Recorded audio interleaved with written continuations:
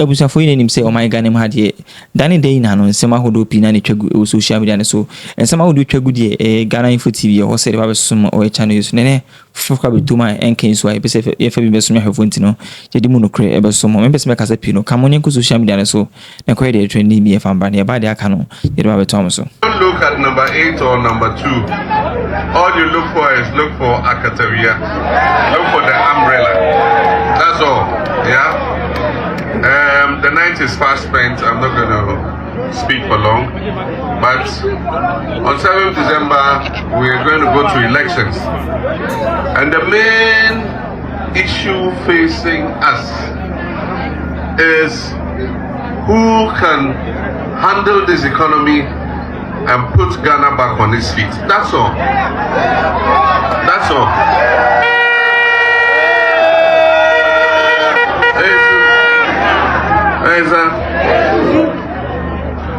You see, there's something the NPP used to say, and they keep repeating it, and they've repeated it until it sank into the minds of Ghanaians.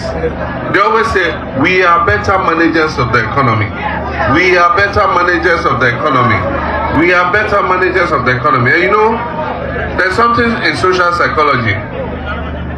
If you continue to repeat a lie over and over and over again, people come to accept it as the truth.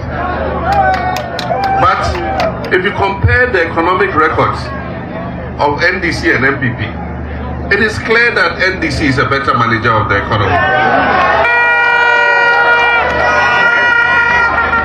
Because at any time that NDC has been in office, we've had a more stable economy, we've had a more stable currency, we've had lower inflation, we've had lower cost of food, we've had more stable currency. I mean, just compare the two records. Today, our debt, they took it from 120 billion to 767 billion cedis. And out of that debt, $11.5 billion, not cedis, 11.5 billion, not million, billion dollars was borrowed from Eurobank within a 5-year period. You know what that money could have done?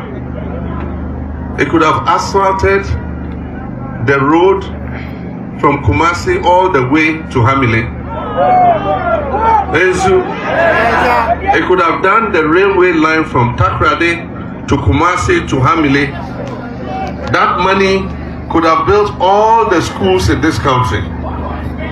That money could have done all the roads in this country. With that money, we could have provided every community in this country with electricity. With that money, every Ghanaian would have had access to clean drinking water. And the question you ask is, what did they do with the money? What did they do with the money? Just squandered it. And the pity is that none of those people who borrowed that money are the ones going to pay the money. You know who is going to pay? You know who is going to pay? It's you, the young people of today. You still have 50, 60 years to live. Some of that money is payable in 50 years' time. You are going to stay alive and continue to pay that money. And so when people have done such harm to an economy, when people have inflicted such pain on their people, when people have looted their country dry, when people have imposed hardship on their citizens, you don't reward them by voting for them in an election. Any person who votes for NPP in this election is voting for impunity, encouraging them to do what they have done to the citizens, the pain they have inflicted on the citizens. What you are saying is you don't find anything wrong with it. You vote for NPP because you don't see anything wrong with how they've mismanaged this economy. You know, the best message that Ghanaians can send not only to the NPP but to the rest of the world is that they have done enough damage, and it's time for them to go into opposition and go and reflect on the damage that they have done to this country. Ezu, I've been president before. I have colleagues who are ex-presidents and some who are still president. And anytime I go to an international engagement, all of them are shocked at Ghana. And they ask me, Ghana, what happened to you people? Because we were held up as the model of democracy, as the model of economic management. Countries used to come to us to come and learn about our local government system, come and learn about how we are managing our economy. So they ask, why? What happened, Ghana? And I just say, some two people, Akufo-Addo and his Baumia came.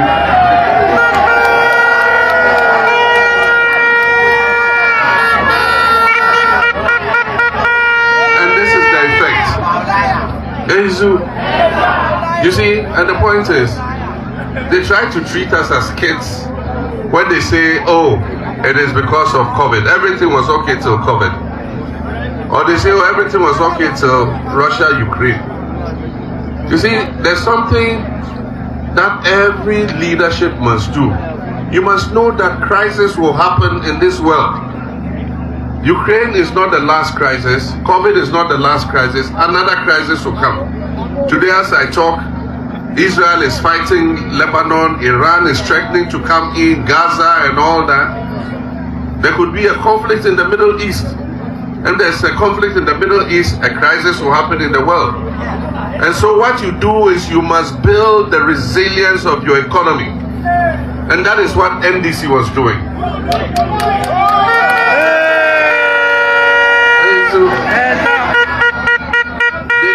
And all the buffers that we had built, the Stabilization Fund, the Ghana Infrastructure Investment Fund, the Sinking Fund, every Energy Sector Levy Act, everything they collateralized and spent everything. And so when COVID came, what did you expect to happen? We all went into COVID.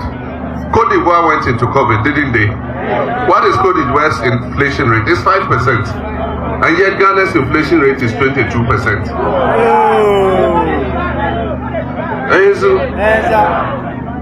Cote d'Ivoire went through COVID, didn't they? Russia-Ukraine war, are they fighting it in Ghana? No! It's being fought in Europe. And yet, Ukraine, that is at war, its economy is doing better than Ghana's economy. You see, and the thing is, they never know how to tell the truth. Tell Ghanaians the truth that we were not able to do what we said we would do. And so you must apologize to the Ghanaian people and beg them to give you another chance. But they are too proud to do that. They got the finance minister to do it. I mean, Anta. But he's not the one. He is not responsible. The people who are responsible for the mess of this economy are Akufo-Addo, Baumia, Kenoforiata, and the whole economic management team. So, one of the main reasons that was given for bringing the vice president as running mate to Akufo-Addo was that he was going to handle the economy. So today, if the economy is in a mess, take responsibility for it. And yet, running away from economy into digitalization, electric cars, digitalize this. Why don't farmers have fertilizer? Digitalization. Why don't we have medicine in our hospitals? Digitalization. The major responsibility of any government is first and foremost to put food on the table for its people. Then you must make sure that your nation is healthy. Then you must make sure that your children are getting a quality education. You must make sure that your people are able to travel around the country in comfort. You must make sure that they have shelter to lay their heads. Those are the responsibilities of a government. And you can only do it if you fix the economy. And NDC is going to come and fix the economy.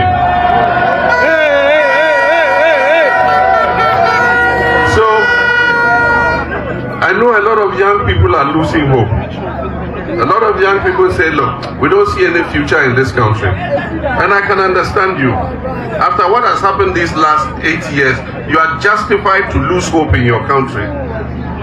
But I stand here as the former president of Ghana and the incoming president of Ghana.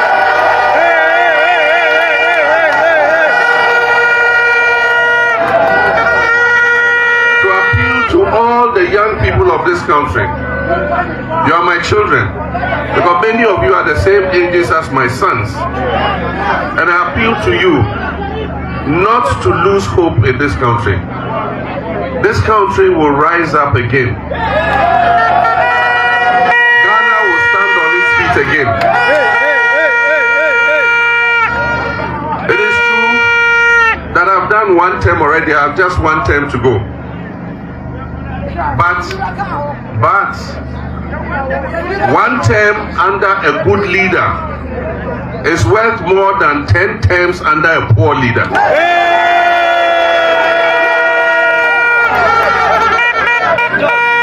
that is why I use the word reset. I'm going to do a reset of the Ghanaian economy. I'm going to do a reset of our governance. I'm going to do a reset of our attitudes, so that we can hope again, so that we can look to the future with confidence again. And after I finish my work, the next generation will take over and continue with what we have done. And so I appeal to you, my children, the youth of this country, don't lose hope. This country can be better, and we're going to make it better. And we'll hand it over to you, and you will take it to the next level. Ghana has the potential. It's not going to change overnight. Nowhere changes overnight. America did not become America with one clap of thunder. Europe did not become Europe with one instant abracadabra. It took work, it took time, it took dedication. And so what I promise you as president is that hard work and dedication. And most of all, it is honesty and truth. I will not lie to you. I will not tell you what I can do. If things are difficult, I'll tell you. If things are good, I will tell you. And that is the first principle of leadership. Because if you are open and transparent to the people, then they understand what is going on. And so I've said that in the first 100 days, when I come into office, I'll hold a national economic dialogue.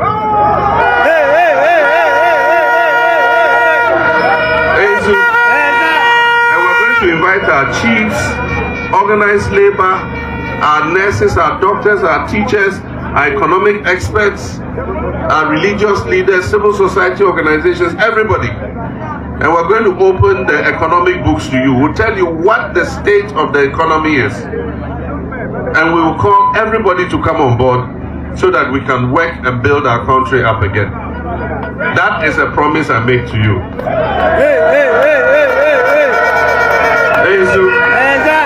Our first priority is to stabilize the economy.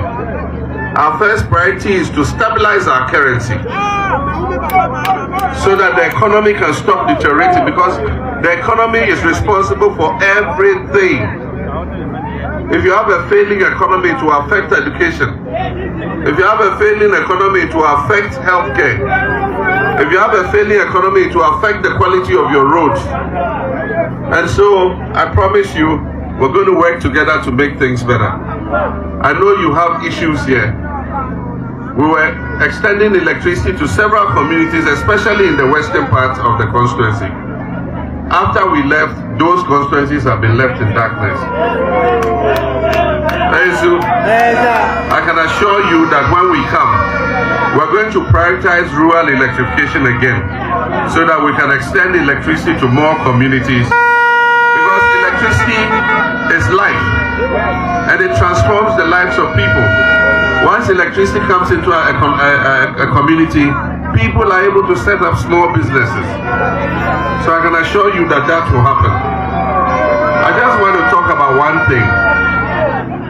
Gold is everywhere in this country, and so mining is taking place. In your constituency, you have a mine that is coming up, which I hear is Azuma Resources. Our policy is that we're going to encourage the mines, that when you set up a mine, you must take local people, young people, and train them so that they work in your mine.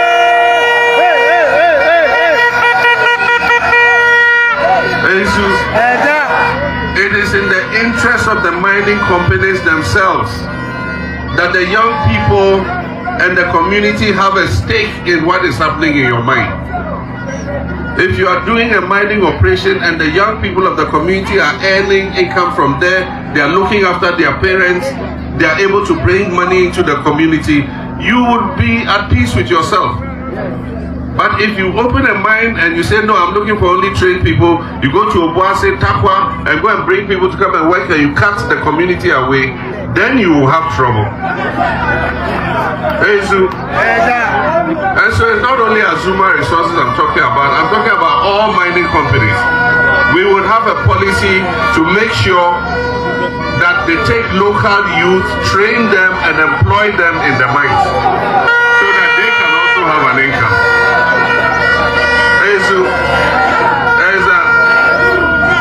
We have a sustainable policy on small scale mining, because while you have the big mines operating, we also have to make sure that our small scale mining is sustainable. And so we have a whole new policy on small scale mining, so that those who are not employed by the big mining companies would be able to do mining in a sustainable manner that does not denigrate the environment.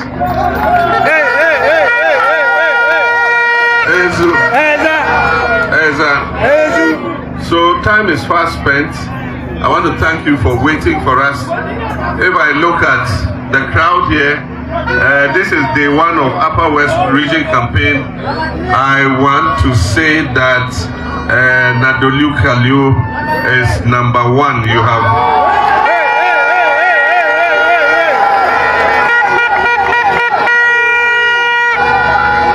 more people here than anywhere we've gone so far. And I like your vim.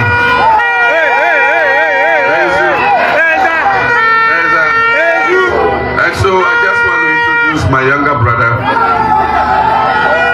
I'm sure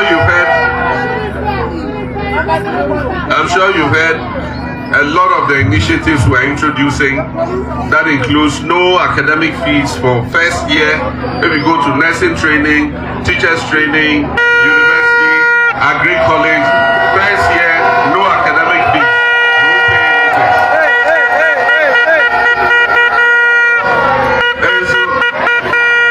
teachers, we're going to guarantee. We any day to social media so yedi bia besom or channel so na sana me sorry so no be sure so like be share no subscribe so na be ya the first one sa e bitima ka video si biare makramo.